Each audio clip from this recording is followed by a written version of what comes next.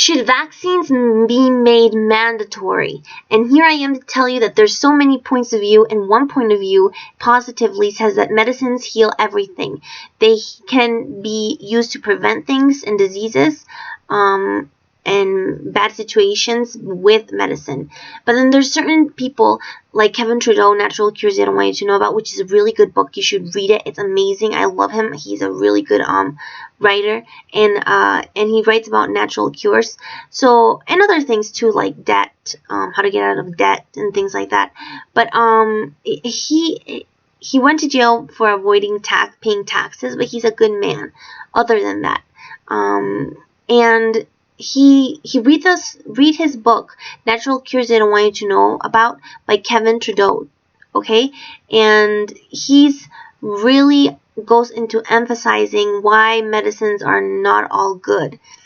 And I'm in between good and bad. Medicines are good and bad because some medicines just give you side effects and don't really treat the main issue that you have, which is probably like, for a cold, the main issue would be treating you with vitamin C. If we gave you vitamin C, you would be helping your immune system to get stronger.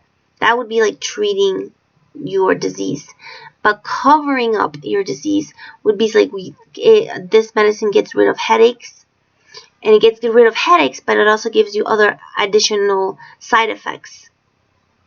Not really curing the main issue, which is your cold, which is that your body is weak and it needs vitamin C for it to thrive. So I'm in between medicines are good and medicines can be bad too, with the side effects that they have as well. So I'm a between girl, and I'm gonna talk about really an interesting topic today, because I have a grandpa who has not heart problems, so his heart is fine, but it's the blood pressure. The blood pressure is very high on my grandpa, and yes, he eats Coke, Pepsi almost every other day, like a religion. And I eat my orange juice instead of Coke, and I drink water instead of Coke, and I make lemonade or sparkling lemonade with mineral water. I that eat healthy, I don't have a belly like my grandpa, and he has a belly. But believe it or not, in his situation, he eats the pills. He gulps down the pills for his high blood pressure, and they help him to live a good life. But we're not treating the main cause, which is bad eating habits. So it does lower the amount of the pressure that can give you a heart attack if you, I guess it can give you a heart attack if you don't lower the blood pressure, which he takes it and he's able to do and eat anything he wants. But that's the main issue. We're treating some medicines treat you and get rid of certain things, but they don't cure it. They don't cure it for good. And I think curing it for good would be getting rid of that Pepsi every other day. Because my Pepsi, I don't drink Pepsi. Maybe manzanita de vez en cuando. Manzanita is apple soda, and it's really good, and I have it once in a billion years. Once in a while, once a year, or 5 times a year. Less than 5 times a year. I really don't have it. I really don't. But my grandpa drinks it every other day, and in a diet Pepsi and Coke. So there we can see that if I were to drink the healthier smoothie,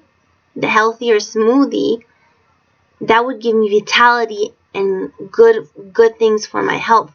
And it makes me look younger because I put vegetables on my smoothies, like kale and spinach. And that's about it, the vegetables in my smoothies. But I also put pineapple, or I put bananas, or I put blueberries or strawberries mixed in with the kale and the spinach, and I feel great.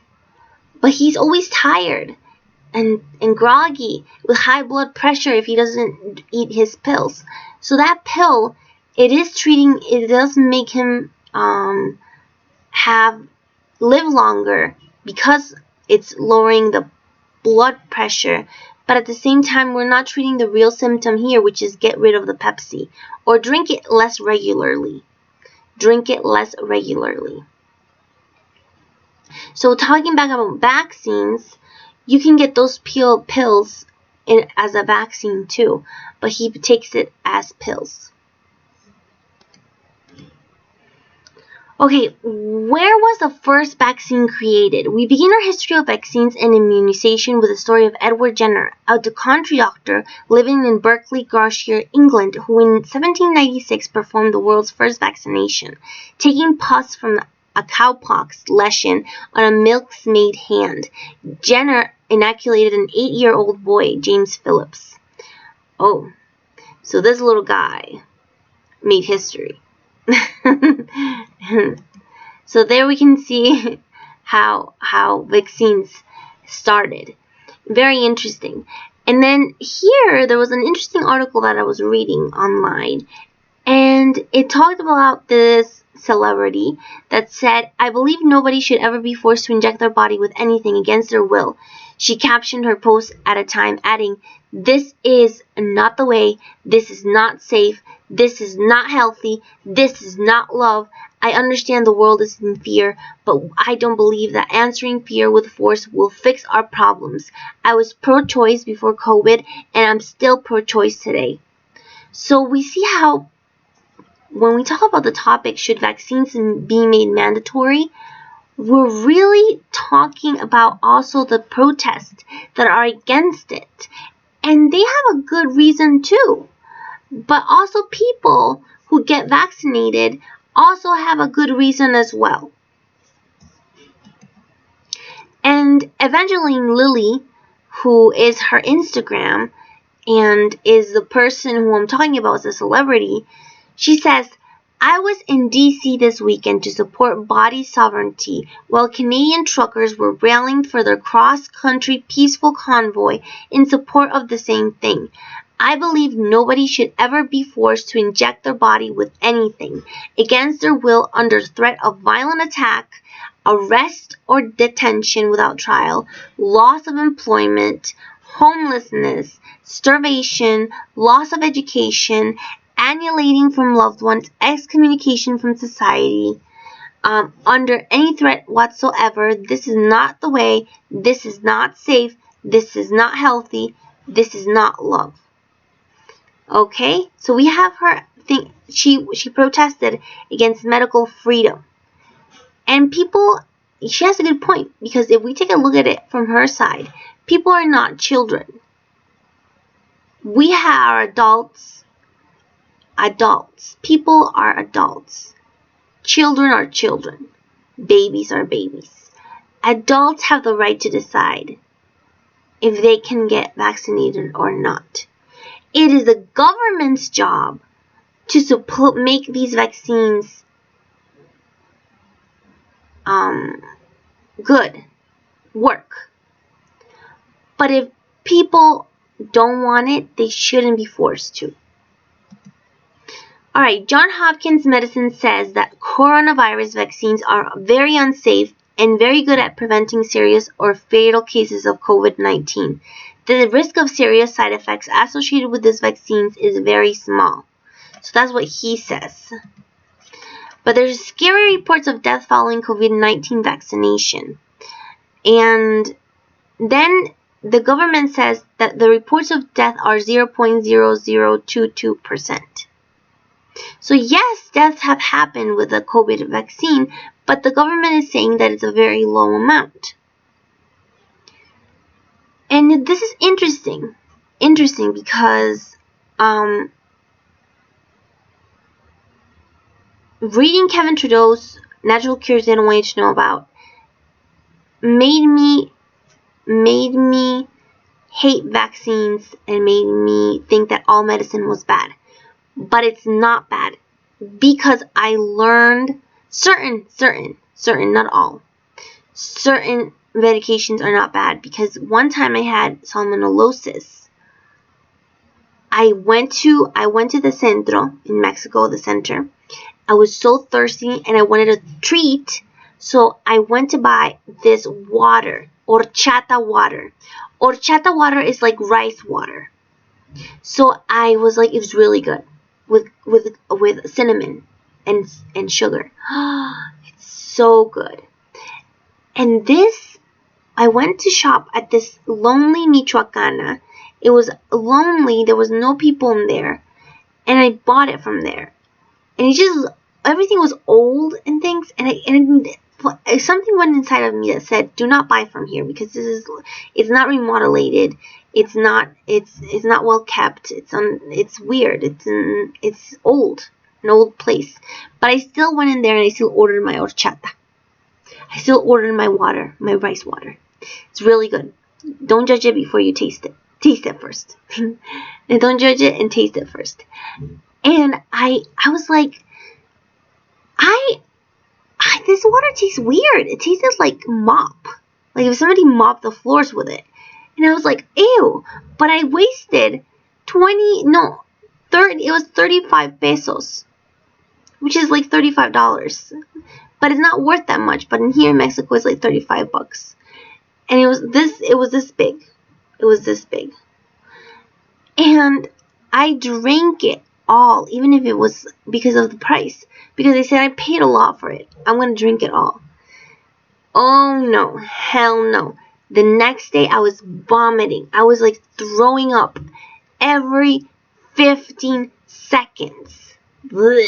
It was horrible. I know. I don't want to ruin your day by making vomiting noises. But I was literally vomiting everything that I didn't even eat anything, so it was all watery thing coming out.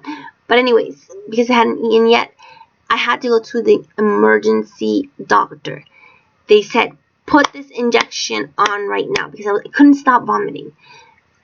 They put it on me, the vaccine. Lord and behold, I am not lying to you, and this is not an advertisement for vaccines. This is my own personal experience, and nobody talks about their own good experience with medicine or vaccines. But it got put on my arm. It stopped. The vomiting every 15 seconds stopped. It was like gagging and vomiting. It stopped completely the moment she put the thing on. It didn't take an hour. It didn't take 30 minutes. And I was like, wow, this medicine is really good. This vaccine has saved my life. Because I was vomiting and I was losing electrolytes. And it wasn't good. But this vaccine saved my life. I don't know what it's called. I would advertise it if I knew the name of it. But it stopped everything, my nightmare of vomiting, of salmonellosis. It was every 15 seconds. I am not joking. That was how bad it was. I had a very bad salmonellosis. Salmonella.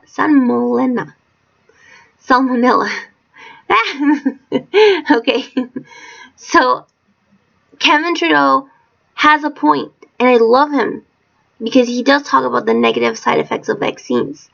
But also, the real bad thing in vaccines is really not the medicine in them, but it's rather the conservatives that they use to conserve the vaccine. And I think someone needs to invent a conservative for vaccines that is healthy for you, and it doesn't hurt you. But so far, I mean, with side effects, that's what I'm talking about. And I didn't get any side effects from the vaccine either. I felt great afterwards. So not all vaccines are bad, people. I'm just saying, not all vaccines are bad.